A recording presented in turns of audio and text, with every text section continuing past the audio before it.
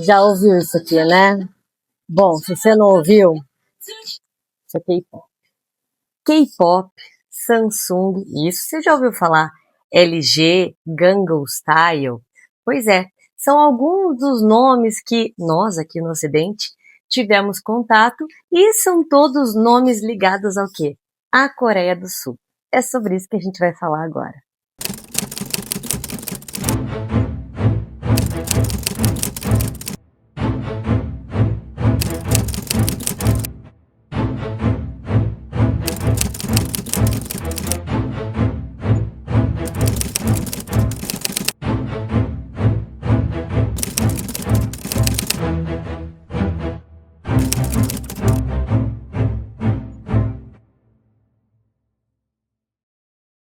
Pronto, já tirei meu cabelo de guerreiras da K-pop, na verdade da minha filha, e nem vou colocar minha roupa de taekwondo, até porque eu não faço, mas acho muito legal. Vamos falar desse país, que até 1945, e isso, né, começando lá em 1910, era dominado pelos japoneses. Bom, é muito tempo de domínio de uma nação por outra. E antes disso, você tem ali aquela história bem comum, assim, asiática, de vários reinos que vão se juntando, alguns se degladiando, e acaba, né, que essa divisão foi predominante e por isso eles foram dominados durante tanto tempo pelos japoneses. E daí, quando acaba a guerra, bom, na verdade, a guerra não tinha nem oficialmente acabado. No dia seguinte do ataque da bomba atômica a Hiroshima, os soviéticos vão lá e atacam a península. Por quê? Porque desde lá da Conferência de Yalta, se você não se recorda dessa conferência, que foi uma das mais importantes da Segunda Guerra Mundial, estava sendo discutido sobre essa independência ali dos países asiáticos. E vai acontecer então que a União Soviética, buscando preservar a sua influência dentro da região, vai invadir aquele território antes que ficasse na mão dos ocidentais. Daí a coisa vai complicar, porque logicamente, né, se isso está acontecendo em 1945, a gente já está ali nos primórdios da Guerra Fria e os Estados Unidos vão ocupar a parte então sul da península, que é justamente sobre isso que a gente vai falar agora. Essa parte sul da península é dividida até hoje num armistício. Um armistício que foi assinado em 1953. Uma guerra que, oficialmente, né, continua. Uma guerra que teve várias tentativas de, quem sabe, selar uma paz de verdade, mas que ainda não se chegou a um consenso. Uma guerra que durou de 1950 a 1953, a famosa Guerra da Coreia, aonde 2 milhões de pessoas morreram. E dessas, metade para mais foram de civis. Uma guerra que nesses 3 anos você teve muitas reviravoltas até que voltou para essa linha divisória estabelecida lá em 1948 pela ONU, o tal do Paralelo 38. Essa fronteira que é uma das mais tensas do mundo até hoje.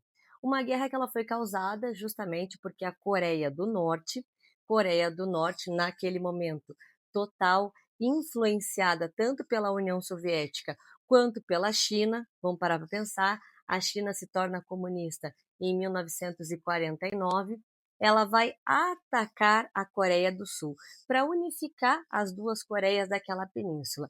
E nessas reviravoltas, né, de ataques e contra-ataques, acaba que em 53 fica dividida de volta pelo armistício lá no Paralelo 38. Os coreanos, eles até hoje têm um nacionalismo muito forte e se você se coloca no lugar deles, dá para entender, né? Esse domínio muito longo de japoneses, depois essa influência soviética, chinesa. Os chineses, por exemplo, de Mao Tse-tung, chegaram a mandar mais de 2 milhões de combatentes.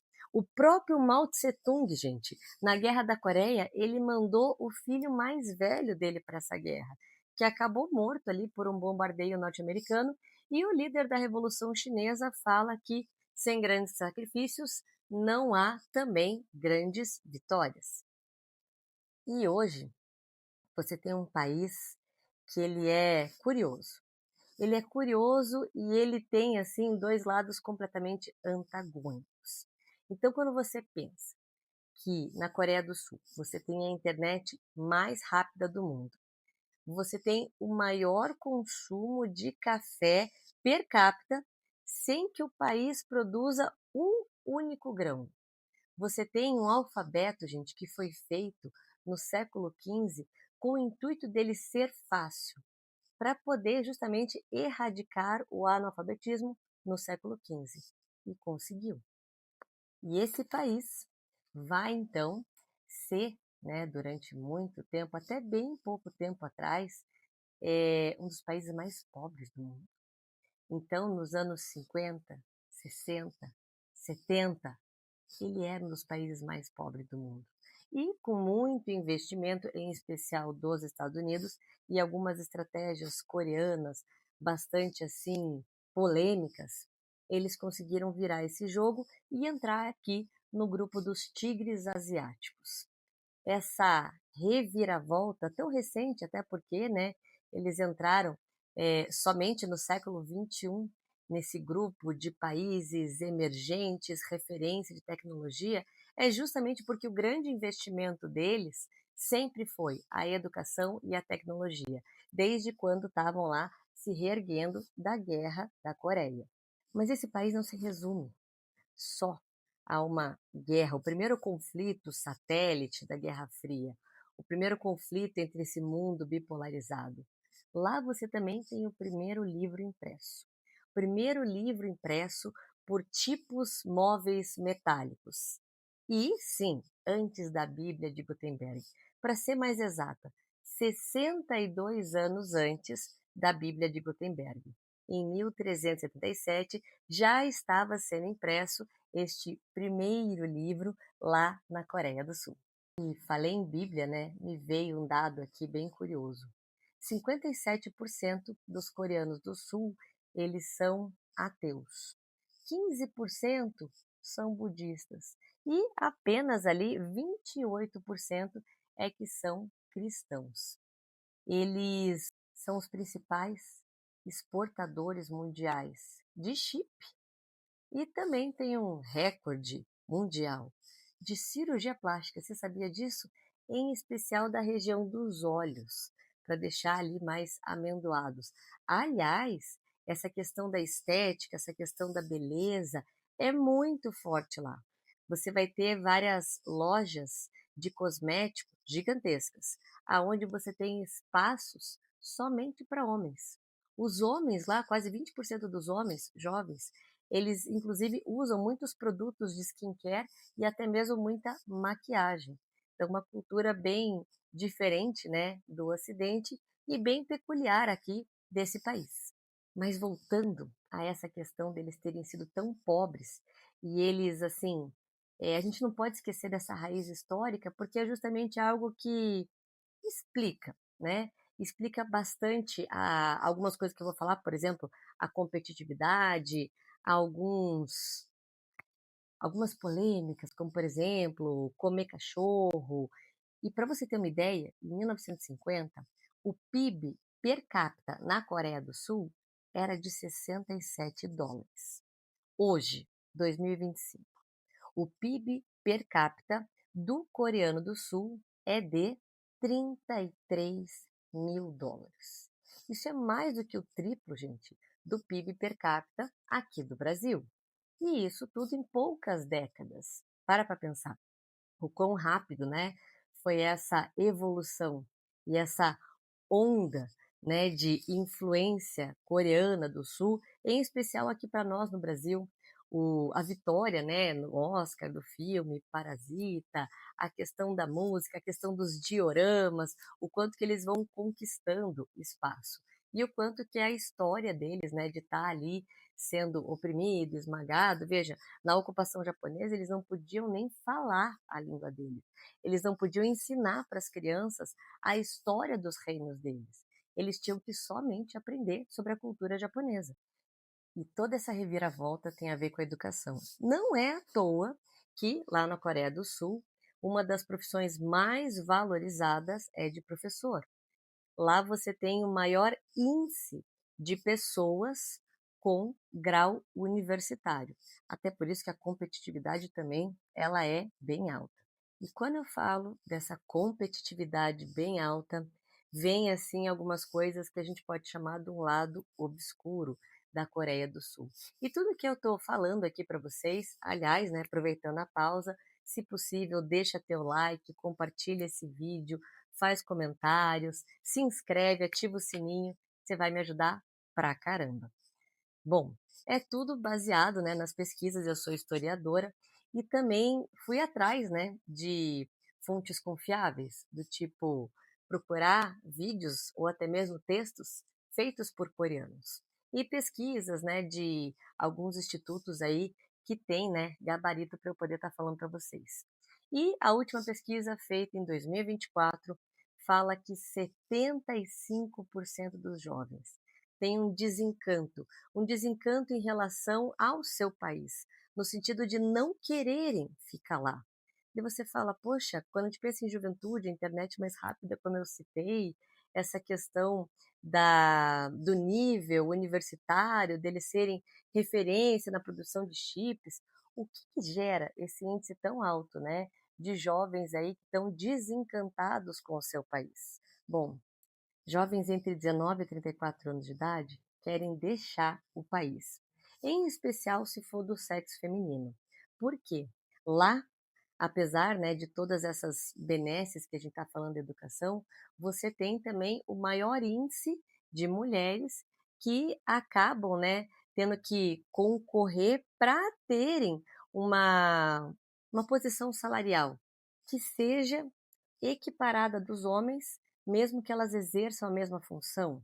Para você ter uma ideia, a jornada de trabalho lá, básica, é de 52 horas, e teve uma tentativa de lei para aumentar para 69 horas, que daí foi barrada.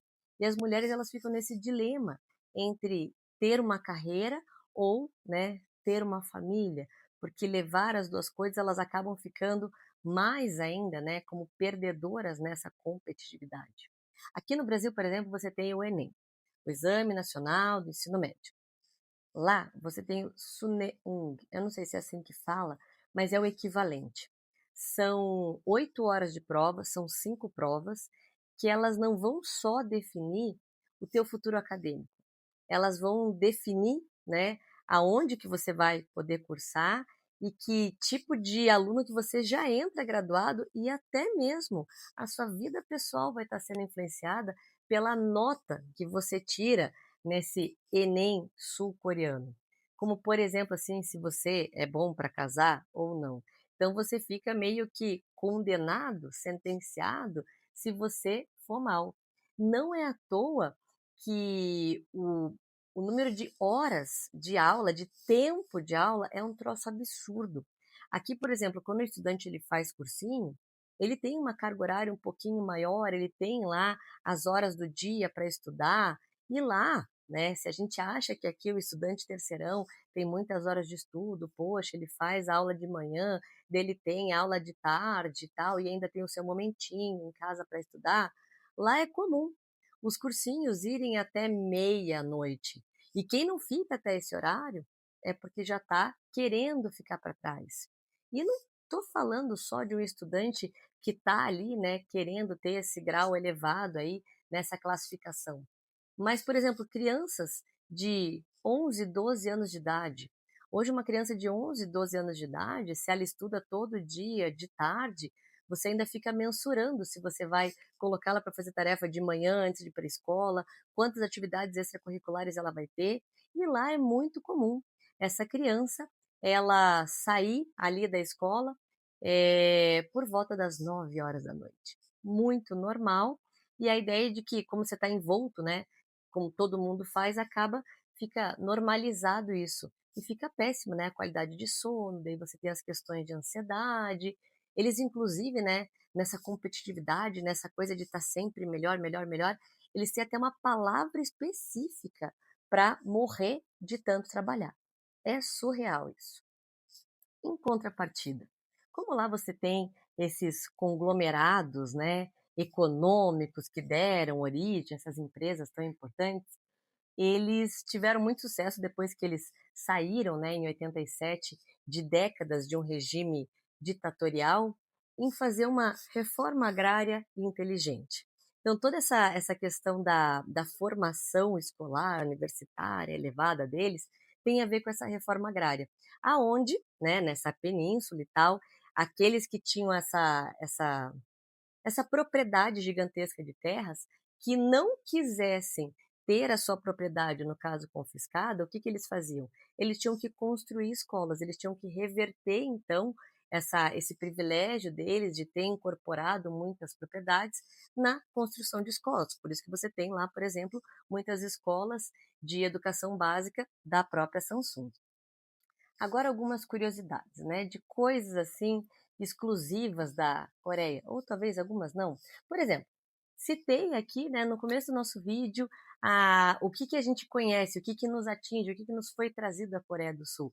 O Gangnam Style, gente, o vídeo do Gangnam Style, enfim, a música, foi a primeira de qualquer produção musical a atingir 1 bilhão de views.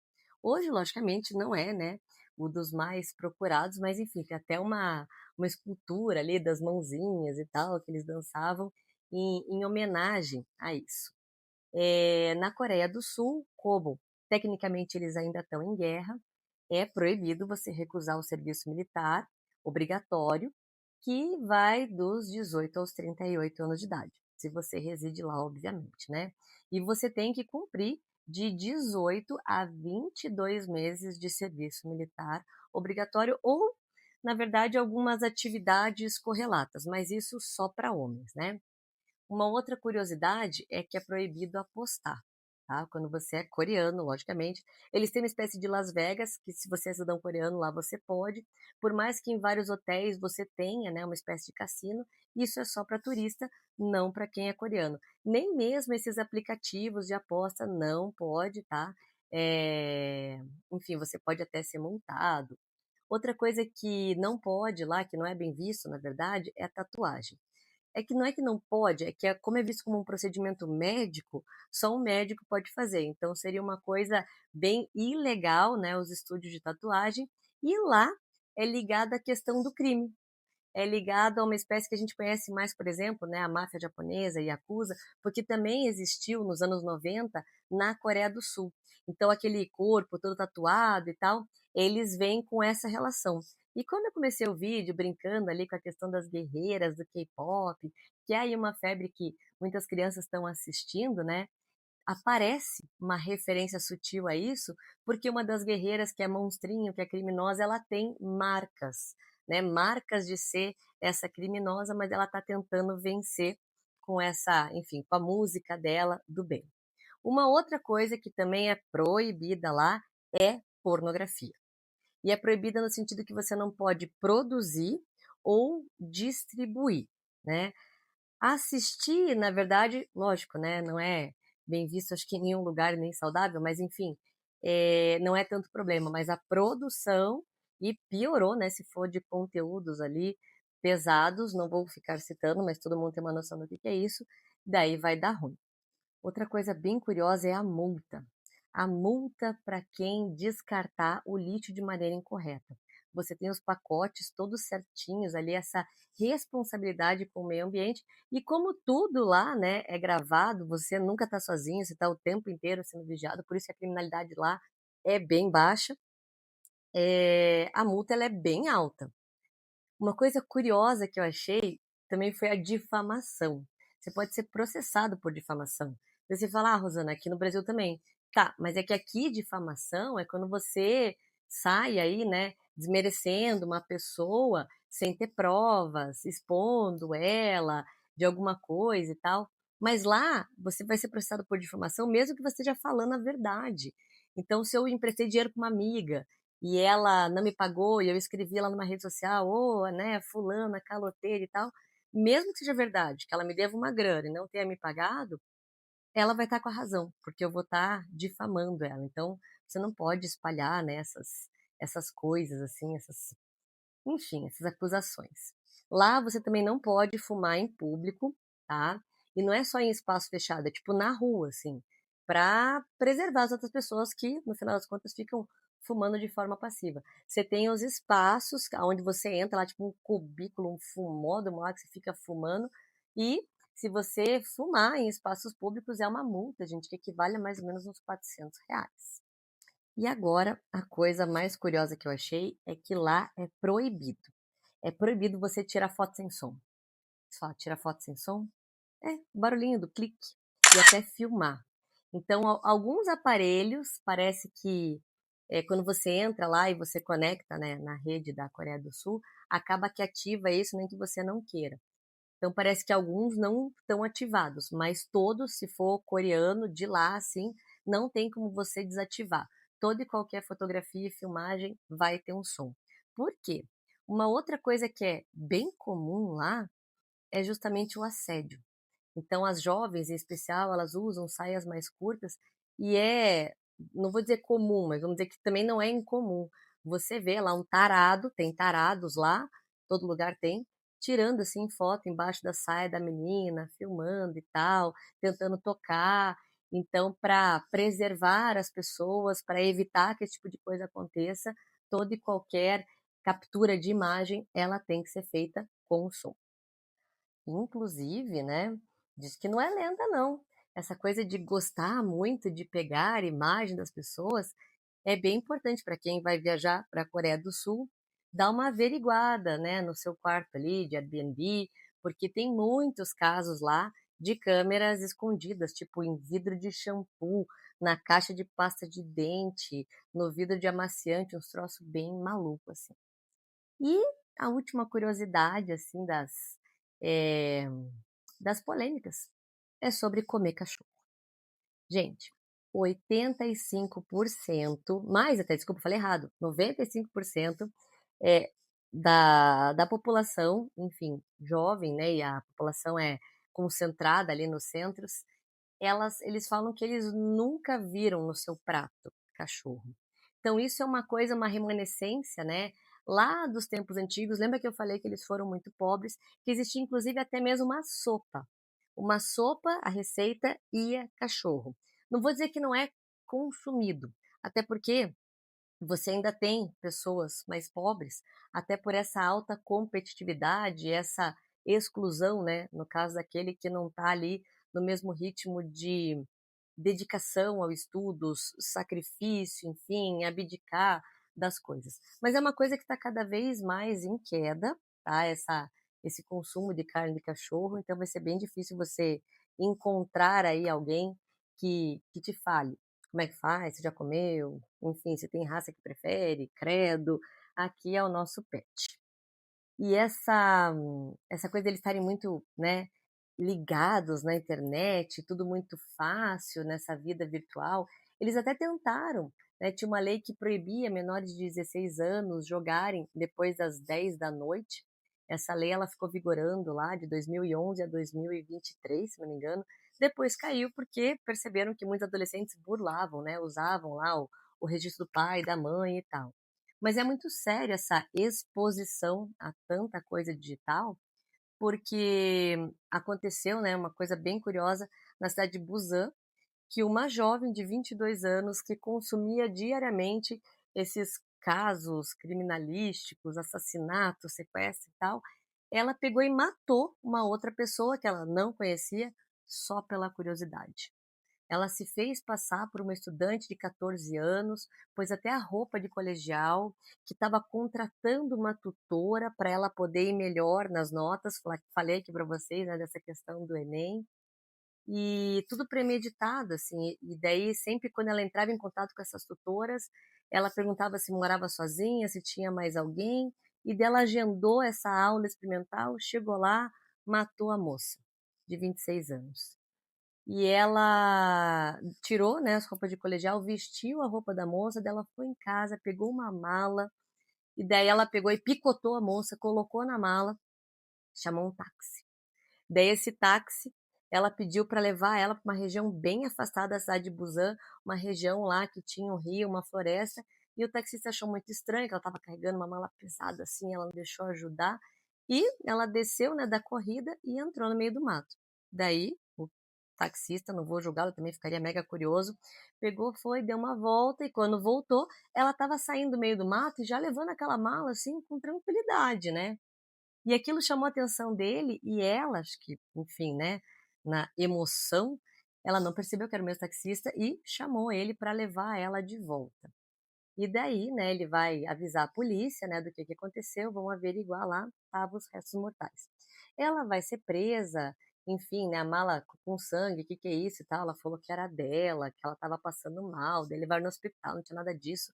Daí depois, quando fica tudo desvendado, ela falou que ela matou por curiosidade, que ela queria saber qual que era a sensação, de tanto que ela tinha visto aquelas coisas. Enfim, né? Espero ter mostrado um pouquinho dos dois lados aí, dessa, enfim, desse país que tem essa história, né, bem difícil dessa ocupação japonesa depois da Guerra da Coreia, aonde inclusive, né, usaram napalm e toda aquela pressão da União Soviética, da China, para esse reerguer de um dos tigres asiáticos. Fechou? Até o próximo. Hey!